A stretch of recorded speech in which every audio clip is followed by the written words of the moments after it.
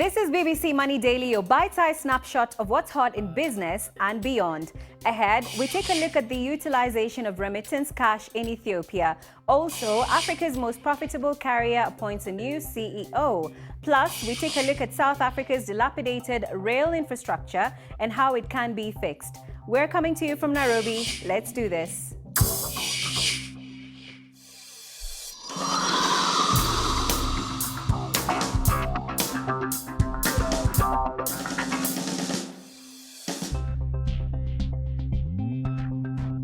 I'm Lucy Riley. Money Daily starts now. Remittances provide a financial lifeline to millions of households in the continent. Remittance flows to low and middle income countries reached $550 billion in 2019, surpassing foreign direct investment and official development aid. The aggregate remittance inflows to sub-Saharan Africa declined by a sharp 14.1% in 2020, but increased by 6.2% to $45 billion in 2021, according to the World Bank. Now, Ethiopia ranks 10th in remittance receivers in sub-Saharan Africa. Ethiopia's central bank says the country is actually the 5th largest receiver of remittances after Senegal, Kenya, Ghana and Nigeria. Now, there are approximately 870,000 Ethiopians in the diaspora who sent $2.5 billion in 2020. A new study has revealed that most opportunities in diaspora investing in Ethiopia are majorly tied to buying real estate, while food is the primary use of remittances to Ethiopia, with almost 21% of respondents saying that remittances go towards feeding their families back home. Now, earlier on, I spoke to Bereket, who is a co-founder of Pangea Trustee. I began by asking her why the majority of funds raised go to real estate and immediate consumption. Here's what she had to say. Well, it's also about tradition, right? So we know that about approximately almost I think is 1 million Ethiopians in the diaspora who lives abroad. And we see that 43% of them comes from top 5 countries like in Saudi Arabia, in the US, and the UK.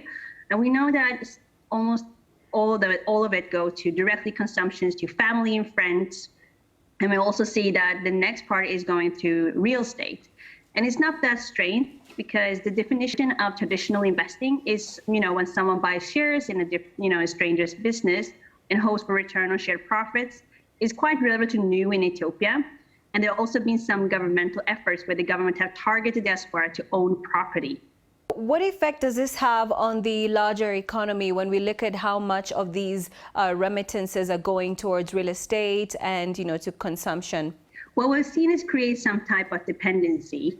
As we know, in 2020, $2.5 billion was sent directly to Ethiopia, which is actually 2.6% of the GDP of the country.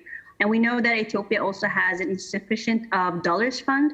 And this is where the diaspora has a huge part of the bigger economy when it comes to Forex, but also around the dependency for the nation's inhabitants to actually have bills to pay, and they can also have food on the tables. So how can we ensure that more of these funds go towards building small businesses in order to reduce reliance on remittances? Well, if you look into the report that we have made, we do highlight some of the barriers to investing in Ethiopia. It's been including promising developments that have been occurring in Ethiopia's financial sector, but also some major regulatory hurdles where especially around foreign exchange still remains. And as we know now, is also if you have a medium small business, you actually need a collateral that is 240% more than the loan they're actually asking for. So we know there is a huge infrastructure that needs to be changed, and also some type of education when it comes to for the diaspora, because we know that of the 54% of the respondents in the report are actually very interested to investing in social impact and innovation businesses. So what role does the channel used to send play in the way funds are spent, if any at all? We know that the diaspora, the Ethiopian diaspora is quite tech savvy. So they're usually trying to use something that's very simplified and very direct when it comes to transactions. But we also see that a lot of people still use traditional channels like World Remit, where they actually take cash to make the transfer directly to Ethiopia. Now, a quick look at other stories making headlines. Ethiopian Airlines has appointed Mesfin Tassiu as a new CEO. This after its long-serving CEO Tewolde Gebramariam said on Wednesday that he had resigned to focus on his medical treatment. Gebramariam served as CEO for 11 years, transforming the airline to Africa's biggest and most profitable carrier.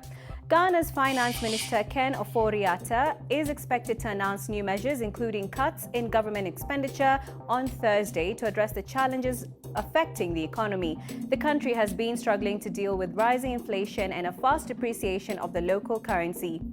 Egypt has turned to the IMF as the government struggles to deal with the impact of the war in Ukraine.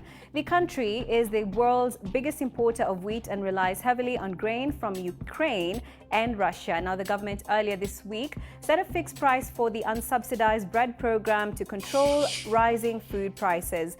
You're watching Money Daily from the BBC. Straight ahead, we examine poor state of South Africa's rail network.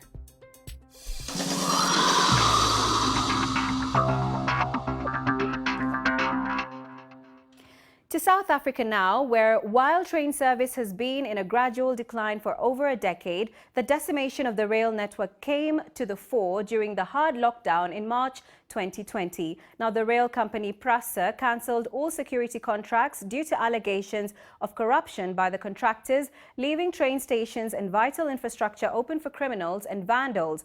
The BBC's Vumani Mukize reports.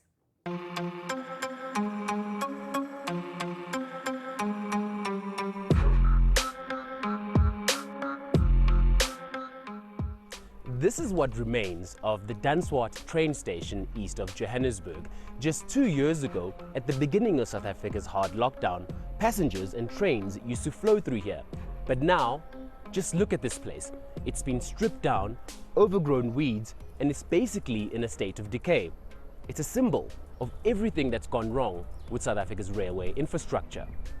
So why did things go so wrong? While the train service has been in gradual decline for over a decade, the decimation of the rail network came to the fore during the hard lockdown in March 2020. The rail company Prasa cancelled all security contracts due to allegations of corruption by the contractors, leaving the train stations and vital infrastructure open for criminals and vandals. On a site inspection of refurbished train stations in Cape Town, Transport Minister Fikile Mbalula believes some of the theft was organized.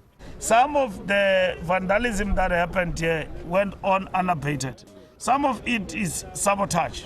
Sabotage? Yes. By whom? Sabotage, we can't say by who because nobody's arrested. But clearly those who've got vested interest in terms of security contracts at Prasa were in the forefront. What are the mitigating factors that are you going to be putting in place to ensure that the vandalism that we saw earlier does not take place again? It's security. We've got a tight security plan that involves law enforcement, but also Prasa security, which then involves modern ways of protecting a place like this, so that when an electric cable is actually been vandalized and cut and so on, there is a quick response. A company that's providing innovative solutions to the problem of cable theft is Take Note. It utilizes a security system that notifies them of critical infrastructure theft in real time while the crime is being committed. Okay, so right now we've got a cable that runs directly below over here. Yes. So it's got the Take Note device loaded, and apparently an alarm would ring. So is the alarm being triggered? Yes. Wow. This is the tray. Number 8. We'll say that as that guy is digging, it's already giving us alarm that somebody here is digging. We are away. We have not even seen even the structure that we have put there, but the alarms are going through. So if you were in the control room right now in Sandton, you'd be able to dispatch security. The control room is already seeing this. They are giving to the response team to come here. Wow. The response team will come, and these guys would have gone to the rail cable, which is running far deep. Back in Cape Town, when it comes to cable theft on the rail network, it's the poor who are most affected. Trains are the cheapest mode of transport. They are also the most unreliable mode, something I experienced firsthand when my train couldn't make it to Cape Town because of a signaling problem. In a country with high levels of unemployment and poverty, it's the poor who bear the brunt of an unreliable train service, further deepening South Africa's vast inequality. Senegal is currently hosting the 9th World Water Forum, a first for Africa. According to the World Resources Institute, $35 billion per year is needed to secure safe drinking water and sanitation for the region. BBC's Nicola Negose is covering the event, and he spoke to Makhtar Diop, the managing director of the International Finance Corporation. Access to water is what they call the SDG 6. This is one of the goals that the world have set to improve really the condition of living of the poorest in the world. And we are far from what is needed to reach the goals that were set. Why? Is because investing in water is expensive, and it has been mainly done by the public sector. And the constraints that people are facing in the public sector doesn't allow to accelerate and to reach that goal as fast as needed. So there is a higher consciousness and that the private sector need to be a big player in the supply of water. Extreme water-related events and pollution cost Senegal more than 10% of its GDP each year. How the private sector could play a central role in making things better? Absolutely. Extreme event will be accelerated if you don't do anything about climate change.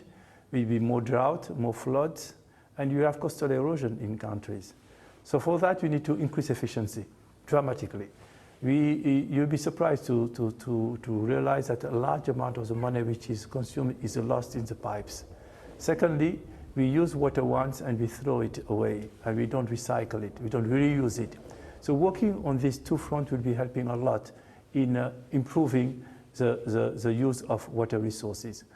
After the coronavirus pandemic and also the current Ukrainian crisis, food prices are increasing dramatically in Africa. How do you support African businesses in this context of international crisis? One of the things that we learned during the crisis is that companies need to have resources for trade financing. And that's really we had a specific focus on Africa.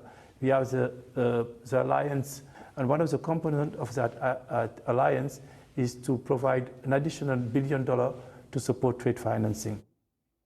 And now we've scanned the whole internet so you don't have to. Here's our summary in too long, didn't read. Nearly 840,000 COVID-19 vaccines have expired in Kenya even before they could be administered to the public. Kenya has received a total of more than 27 million vaccines but has only administered about 17.3 million. About 30% of the targeted population in Kenya have been vaccinated against coronavirus. Nelson Mandela's colorful sketches of Reuben Island will be sold by London-based auction house as a non-fungible token. That's all the time I had with you for today. Till next time, goodbye.